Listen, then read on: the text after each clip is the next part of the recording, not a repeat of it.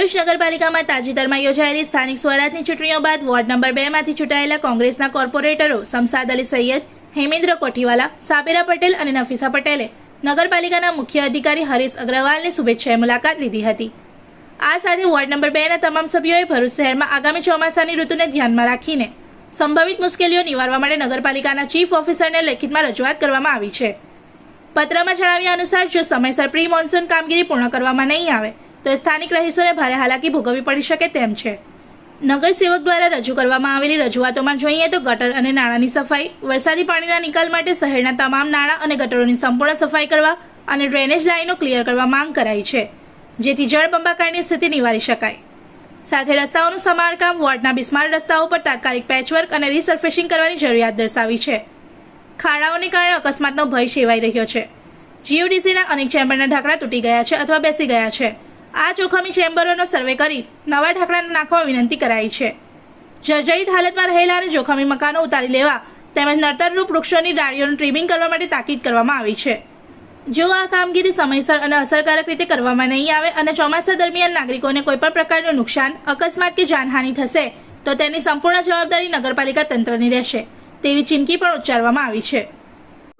આજ રોજ ભરૂચ નગરપાલિકાના કોંગ્રેસ પક્ષના વોર્ડ નંબર 2 ના ચૂંટાયેલા સભ્યો તેમજ વોર્ડ પ્રમુખ દ્વારા નગરપાલિકાના ચીફ ઓફિસર તેમજ તમામ વિભાગના અધિકારી કર્મચારીઓ સાથે શુભેચ્છા મુલાકાત કરી હતી અને આવનારા સમયમાં અમારા વોર્ડના અંદર વિકાસલક્ષી કામગીરી ઝડપથી થાય તે માટેની રજૂઆત કરી હતી।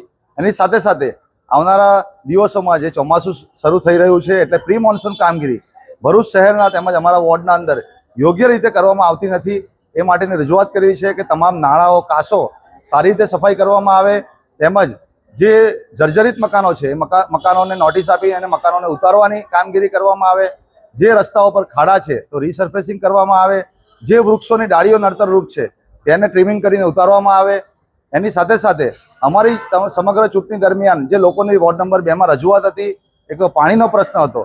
અમુક અમારા જે વિસ્તાર છે મુંડાફળિયા, ડભોઈયાવાડ, ઢાંગરાવાડ, મદની પાર્ક, સમા પાર્ક, હુસેનિયા પાર્ક, જે સોસાયટીઓના અંદર જે પાણીની સમસ્યા છે એ સમસ્યા માટેની રજૂઆત કરેલી છે। એની સાથે સાથે બાયપાસ બ્રિજની પાસે જે નગરપાલિકાએ સ્ટ્રીટ લાઇટના પોલ નાખેલા છે પણ ઘણા મહિનાથી લાઇટો નથી નાખી, એ માટેની પણ સ્ટ્રીટ લાઇટની લાઇટો નાખવા માટેની રજૂઆત હોય કે પછી બાયપાસ વિસ્તાર અને વોર્ડ નંબર 2 ના અંદર બ્રિજ પાસે જે ગંદકી પુષ્કળ થઈ રહી છે એ માટેની તાત્કાલિક સફાઈ કામગીરી કરવા માટેની રજૂઆત કરવામાં આવેલી છે। એની સાથે સાથે ડોર ટુ ડોર અનિયમિત છે એટલે એને નિયમિત કરવામાં આવે। 30 દિવસ ડોર ટુ ડોર કચરો જે ગાર્બેજ કનેક્શન છે એની 30 દિવસ સુધી સર્વિસ લોકોને પૂરી કરવામાં આવે તે માટેની આજે સમગ્ર અમારા સભ્યો વોર્ડ પ્રમુખ દ્વારા રજૂઆત કરેલી છે અને ચीफ ऑफिसर ने शुभेच्छा मुलाकात करेली है। इस वीडियो को लाइक करें, हमारे चैनल को सब्सक्राइब कर बेल आइकन जरूर प्रेस करें हमारी न्यू वीडियो सबसे पहले देखने के लिए।